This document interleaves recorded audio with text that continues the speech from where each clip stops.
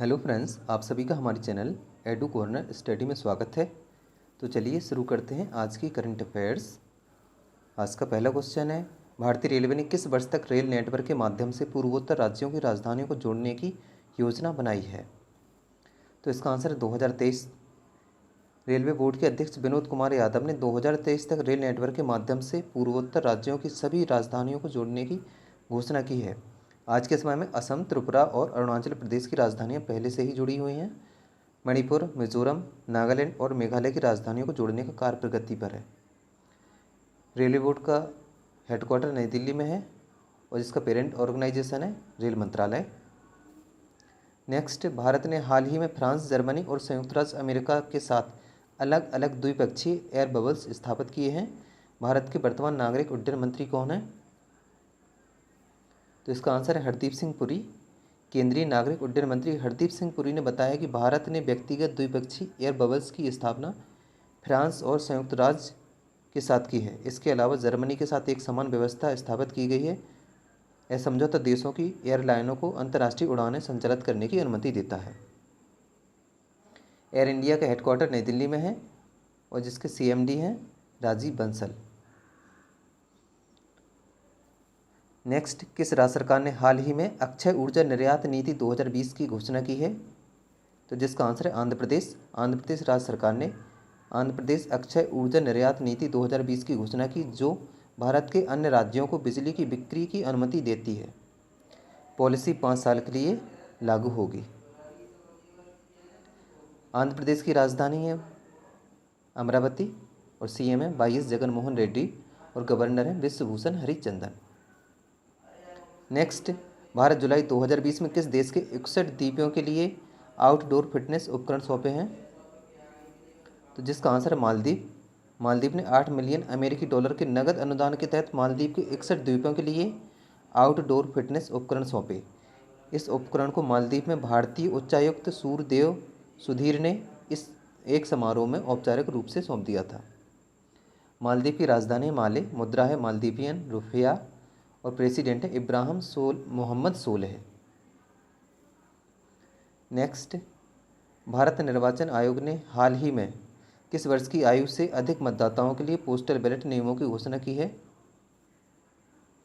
तो जिसका आंसर है 80 वर्ष। चुनाव आयोग ने हाल ही में घोषणा की कि वह आगामी बिहार चुनाव और निकट भविष्य में अन्य चुनावों में इस नियम को लागू करने के लिए चुनौतियों और बाधाओं का हवाला देते हुए 65 साल से अधिक उम्र के मतदाताओं के लिए पोस्टल बैलेट की सुविधा नहीं देगा। हालांकि पोस्टल बैलेट नियम 80 वर्ष से अधिक आयु के मतदाताओं के लिए लागू होंगे जो विकलांग या कोरोना वायरस कोविड-19 से पीड़ित हैं और या तो घर या संस्थागत क्वारंटाइन में हैं। निर्वाचन आयोग का गठन हुआ था 25 जनवरी 1950 को और अब यह दिन मतदाता दिवस के रूप में मनाया जाता है। मुख्य निर्वाचन आयुक्त हैं सुनील अरोड़ा और अन्य निर्वाचन आयुक्त हैं सुशील चंद्रा और Ashok Lavasa. Next, UNDP and OPHI द्वारा जारी वैश्विक बहुआयामी गरीबी सूचकांक 2020 के अनुसार भारत में कितने बहुआयामी गरीबी से 10 साल में बाहर हो गए हैं? तो जिसका आंसर है 273 मिलियन। संयुक्त राष्ट्र का global multi dimensional poverty index GMPI 2020 बताता है कि भारत में गरीबी में रहने वाले लोगों की संख्या में सबसे बड़ी कमी दर्ज की गई है, क्योंकि 10 वर्षों में 273 मिलियन से अधिक लोग बहुआयामी गरीबी से बाहर आ गए हैं। UNDP का फुल फॉर्म होता है यूनाइटेड नेशन डेवलपमेंट प्रोग्राम, जिसके एडमिनिस्ट्रेटर हैं अकिम स्टीनर और हेडक्वार्टर न्यूयॉर्क USA में। नेक्स्ट, आय स्तर 2020 से 21 तक विश्व बैंक के वर्गीकरण के अनुसार भारत को किस श्रेणी के तहत वर्गीकृत किया गया है? जिसका आंसर है lower middle income.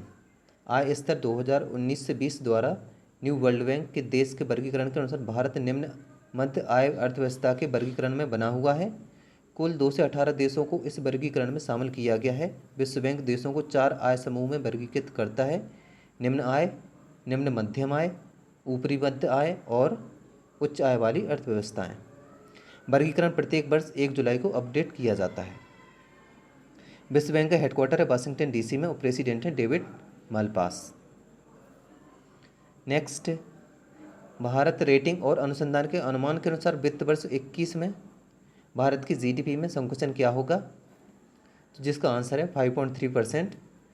India ratings and research इंड्रा की शोध रिपोर्ट के अनुसार वित्त वर्ष 2021 में केंद्र का राजकोषीय घाटा बढ़कर 7.6% होने का अनुमान है, जो कि बजट अनुमान का दोगुना है, क्योंकि देश कोविड-19 महामारी के प्रभाव को कम करने के लिए हुए खर्च की वजह से राजस्व में कमी का सामना करना पड़ रहा है।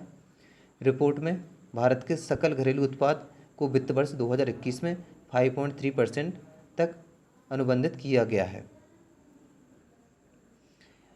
जो इंड्रा है ये फिच ग्रुप की सब्सिडरी कंपनी है, उसका हेडक्वार्टर है मुंबई में, और एमडी एंड सीईओ हैं रोहित करण साहनी, और इंडिया का फुल फॉर्म है India rating and research. Next, निम्नलिखित में से कौन नेल्सन मंडेला पुरस्कार 2020 के विजेता हैं, तो जिसका आंसर है दोनों 1 और 2। तिजानी मोहम्मद वंदे संयुक्त राष्ट्र महासभा के अध्यक्ष ने घोषणा की कि ग्रीस की मैरियाना बर्दिनोयनिस और गिनी के डॉक्टर मोरिसाना कोएते को 2020 नेल्सन मंडेला पुरस्कार मिलेगा। उन्हें 20 जुलाई 2020 को आभासी समारोह में मान्यता दी जाएगी।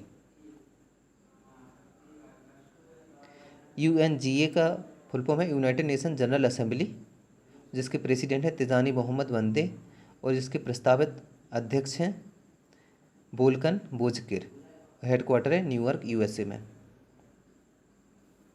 नेक्स्ट, ओंगोल उपमंडल कार्यालय ने हाल ही में जल शक्ति मंत्रालय से अप्रैल 2020 के लिए वाटर हीरोज अवार्ड जीता है। ओंगोल उप विभाग कार्यालय भारतीय रेलवे के किस क्षेत्र से संबंधित है, तो जिसका आंसर दक्षिण मध्य रेलवे के विजयवाड़ा डिवीज़न दक्षिण मध्य रेलवे के ओंगोल उप विभागीय कार्यालय ने अप्रैल 2020 के महीने में जल शक्ति मंत्रालय भारत सरकार से वाटर हीरोज अवार्ड जीता है। मंडल का नेतृत्व सहायक मंडल अभियंता प्रथम अग्रवाल करते हैं। जल शक्ति मंत्रालय के केंद्रीय मंत्री हैं गजेंद्र सिंह शेखावत और राज्य मंत्री हैं रतन लाल कटारिया। नेक्स्ट, केंद्रीय कृषि और किसान कल्याण मंत्री नरेंद्र सिंह तोमर ने ICAR स्थापना दिवस 16 जुलाई 2020 को किस संस्करण में 2019 ICAR पुरस्कार की घोषणा की है, तो जिसका आंसर है 92वां। 16 जुलाई 2020 को नरेंद्र सिंह तोमर केंद्रीय कृषि और किसान कल्याण मंत्री ने भारतीय कृषि अनुसंधान परिषद ICAR के 92वें स्थापना दिवस के आभासी उत्सव का उद्घाटन किया है और नई दिल्ली के कृषि भवन में 2019 के ICAR पुरस्कारों की घोषणा की। कृषि एवं किसान कल्याण मंत्री नरेंद्र सिंह तोमर और राज्य मंत्री हैं पुरुषोत्तम रूपान्ना और कैलाश चौधरी। नेक्स्ट, निम्नलिखित में से किसने Jagjivan Ram innovative farmer award 2019 जीता है, तो जिसका answer T Purushottam. Jagjivan Ram innovative farmer award 2019 निम्नलिखित क्षेत्रों के किसानों को प्रदान किया जाता है। उसमें से अमृतसर के मेजर मनमोहन सिंह बेरका और टी पुरुषोत्तम पयन्नूर के एक झींगा किसान, जो इस संस्करण में पुरस्कार प्रदान करने वाले प्रसिद्ध किसान हैं। ये विभिन्न क्षेत्रों में प्रदान किया जाता है पुरस्कार को।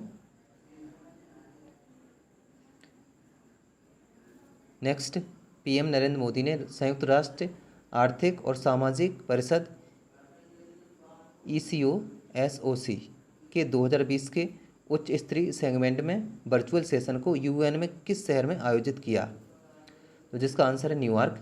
प्रधानमंत्री नरेंद्र मोदी ने संयुक्त राष्ट्र के आर्थिक और सामाजिक परिषद ECOSOC सत्र के 2020 के उच्च स्तरीय सेगमेंट में न्यूयॉर्क, संयुक्त राज्य अमेरिका में आयोजित एक मुख्य भाषण दिया। इस 2020 ECOSOC HLS का विषय था कोविड-19 के बाद बहुपक्षवाद, 75वीं वर्षगांठ पर हमें किस प्रकार के UN की आवश्यकता है।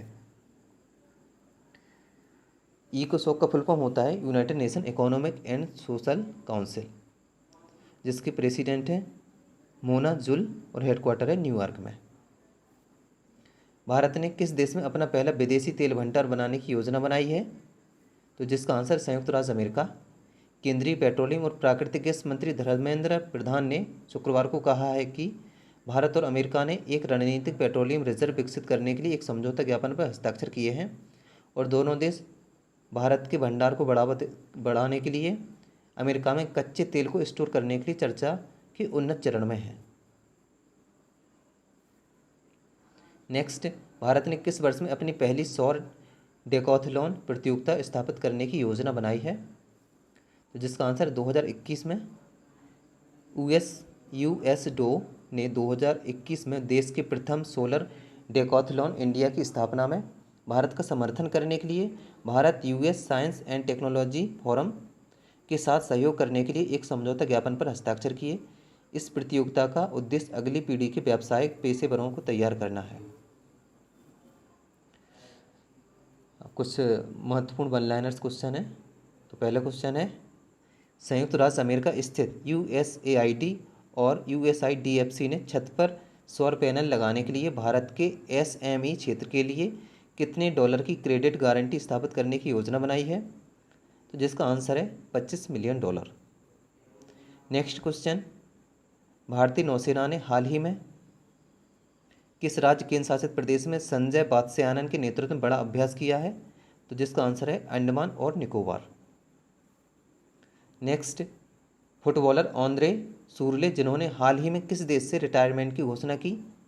तो जिसका आंसर है जर्मनी। नेक्स्ट, फीफा के फुटबॉल विश्व कप 2022 के 22वें संस्करण की मेज़बानी कौन सा देश करेगा? तो जिसका आंसर है कतर। अगला क्वेश्चन, कोरी टेंडेल विवियन जिनका जुलाई 2020 में निधन हो गया, वे एक प्रसिद्ध हैं। तो जिसका आंसर था सामाजिक कार्यकर्ता। नेक्स्ट, नेल्सन मंडेला अंतर्राष्ट्रीय दिवस प्रतिवर्ष कब मनाया जाता है? तो जिसका आंसर है 18 जुलाई को। अगला क्वेश्चन, हाल ही में international centre of automotive technology ICAT द्वारा लॉन्च किए गए ऑटोमोटिव टेक्नोलॉजी पोर्टल का नाम बताएं। तो जिसका आंसर है एस्पायर। नेक्स्ट, हाल ही में किस मंत्रालय ने PM Svanidhi mobile app launch किया है? तो जिसका आंसर है आवास और शहरी मामलों के मंत्रालय ने। आंसर ऑफ द लास्ट है। तो कल मैंने आपसे क्वेश्चन पूछा था, हरेला उत्सव के अवसर पर किस राज्य सरकार ने स्मृति वन का उद्घाटन किया है? तो जिसका सही आंसर था Uttarakhand. Next, question of the day, Bharat की सबसे अमीर महिला रोशनी नाडर को हाल ही में किसका चेयरपर्सन चुना गया है? तो फ्रेंड्स इस क्वेश्चन का आंसर आपको कमेंट बॉक्स में देना है और इस क्वेश्चन के बारे में जितने ज़्यादा से ज़्यादा लिख सकते हैं ज़रूर लिखें। और फ्रेंड्स, यदि आपको हमारी वीडियो पसंद आए तो वीडियो को लाइक करें, कमेंट करें और शेयर करें। और अगर आपने अभी तक हमारे चैनल को सब्सक्राइब नहीं किया तो कृपया सब्सक्राइब करें। धन्यवाद।